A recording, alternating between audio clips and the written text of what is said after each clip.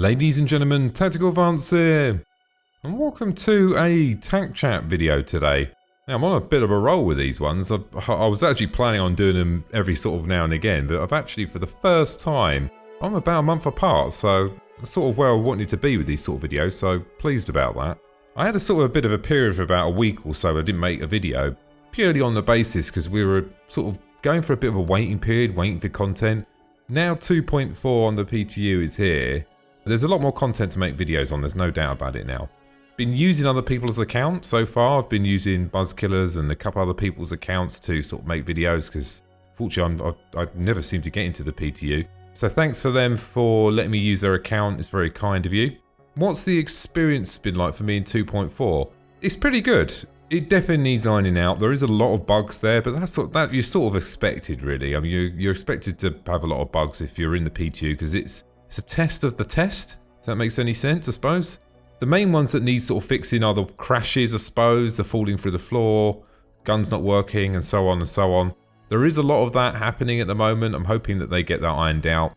In one of my videos in the last week, I was talking about and showing the new item system and the item porting and how you move things around in the hangar. Keep in mind, this version of item placing is purely there to make the objects persistent. So now what you can actually do, which is pretty cool, which I should have showed you in the video really, when you actually load the game up and you go into options, at the options screen you can select your hangar. So if you've got like 4 hangars, you select your hangar.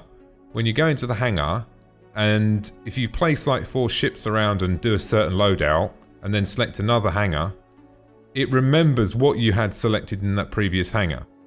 I think that the item system was really, in the in-hangar side, was really just to make them objects persistent, so they're always there, they're saved on the cloud rather than locally, that way that when you come back you don't have to constantly reconfigure things.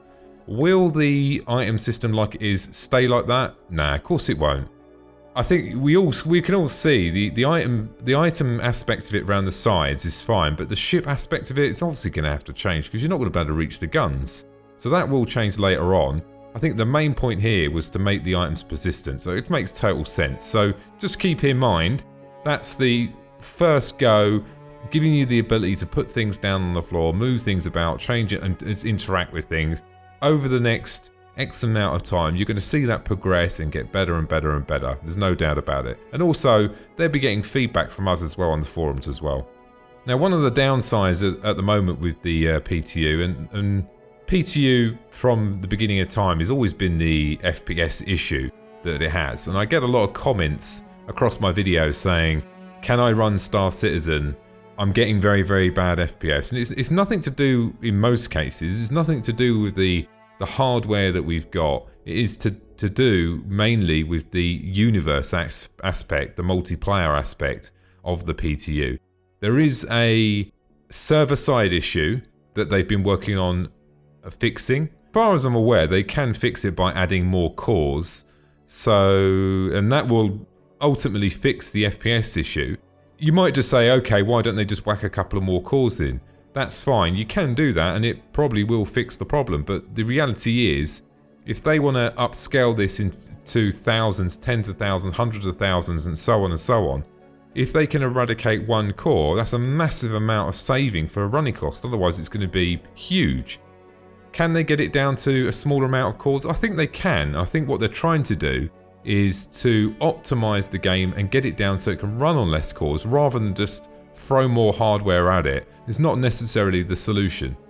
Will it be fixed? Oh, 100% certain. If you want to see what the experience is going to be like in Star Citizen, it's more than likely going to be what it's like in the hangar, minus a few FPS. That's what I imagine. In the hangar, I'm getting very, very good FPS on a single card, on a pretty old card, 3-4 years old. I imagine it's going to be fine. Just got to be patient. I know it's frustrating not having that FPS there right now, but the good news is it's not you, it's everyone else. So it's not like it's a competitive advantage. And also, it doesn't really matter what you throw at it. It doesn't matter if you've got Crossfire, SLI, Titan, no matter what you throw at it, you're pretty much getting the same FPS across the board. So you're just going to have to be patient on that one, guys. This is where I need your help, guys. I've been debating on how I'm going to structure the Starfare Gemini videos. The reason I say that is because looking at the Starfarer and the Gemini, when you walk around it, there's not much of a difference. There are aspects that we couldn't access on the Starfarer that I can actually show you now, which I'm going to do.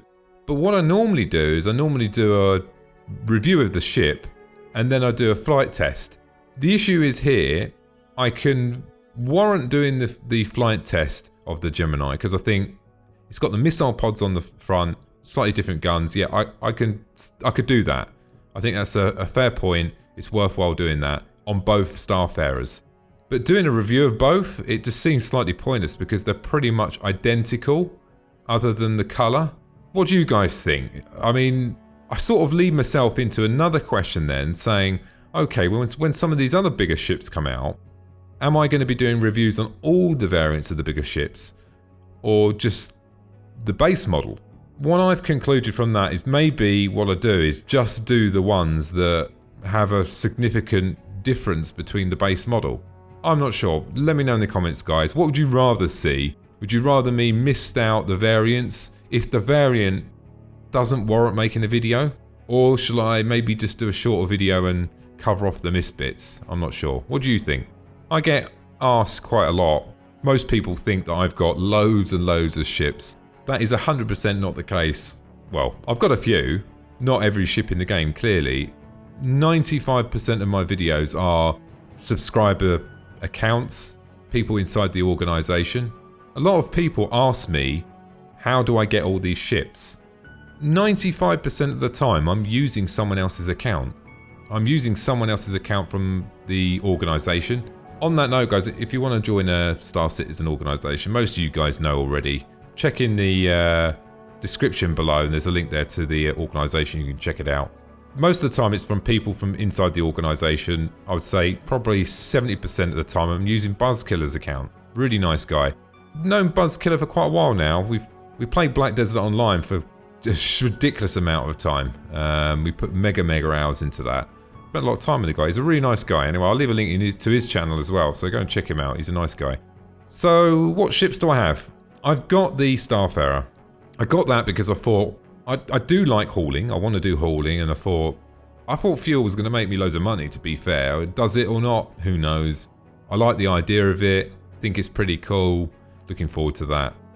What brought me to Star Citizen was exploration. I love the Star Trek series. You know, I watched them from a very young age. You know, Captain Kirk right through to Deep Space Nine, going on all the films. Loved it, and I love that thought of exploring space, going into deep space, finding different things, different races, aliens, getting attacked, all of that sort of stuff. I originally started with the Constellation, and then I went to the Carrack. I think the Carrack for me is it's going to be my main ship. It's probably the one I use most of the time. I have a few other ships as well. I do have the Constellation Phoenix. That was the first ship that I bought for exploration. And what else have I got? I've got the M50 and the Gladius. Oh, I've got the news van as well. It sounds like quite a lot when I say it like that. I mean, I have sort of gone all out, but you've got to take into consideration, guys. I'm basing my whole entire channel on Star Citizen. Do I need all the ships? It would be handy. I mean, obviously I'm going to need a stupid amount of money to buy them all, and I can't afford it. I'm done. I haven't bought any ships for quite a few months because I've put quite a lot of money into the game and I can't afford it. So for me now to swap out a ship, it would mean me melting something down and swapping it out. And I genuinely feel that I've got to a point where I've got a sort of transport ship hauler, pleased with that. Got an exploration ship, pleased with that. The Gladius is a good little fighter, pleased with that. M50's awesome, love that ship. Great handling, great maneuverability, brilliant little interceptor. And I got the news van purely because I thought it might be quite funny to make some videos in that later on down the line. I don't know, I'm not quite sure on what the mechanics can actually offer in game, but it just sounds very relevant. If you're basing your channel on Star Citizen, having a Star Citizen ship that is a news van seems quite relevant. So yeah, I was actually gifted that by a subscriber, and that was very kind of him. I've got a few ships, not a massive amount. In my previous video I did talk about needing a laptop and needing to be mobile because of life situations, unfortunately, and having a desktop PC going forward is not going to be an option. There's no way to put it. So I looked at the GTX. They do a 980 MX chip now, right? And it's actually a desktop GPU inside of a laptop. A lot of people were concerned about heat. I had an Asus, a G75. That was brilliant, guys. Really good on heat. Overclocked it, got up to about 74, 75 degrees, no problem. And the good thing is, very similar to the Alienware, because the vents are on the rear of the laptop, it's not that loud. It's not as bad as you think, You would have thought it'd been really noisy. And what I find is 100% of the time, when I'm in front of the PC or the laptop, I've got my headphones in anyway. I never ever sit there with the music blaring or the sound on without headphones in anyway. So I'm not too bothered about the noise. It might affect the microphone quality a little bit, but I can edit down into Auditions and do some magic. So that's not a major issue. Now I'll tell you where this is going. We've all seen the GTX 1070 and GTX 1080. They look pretty impressive, guys. They were claiming, quite big increments over the previous generation. And so far, from what I can see, I mean, the 1080 looks better than the Titan. It's pretty crazy, really.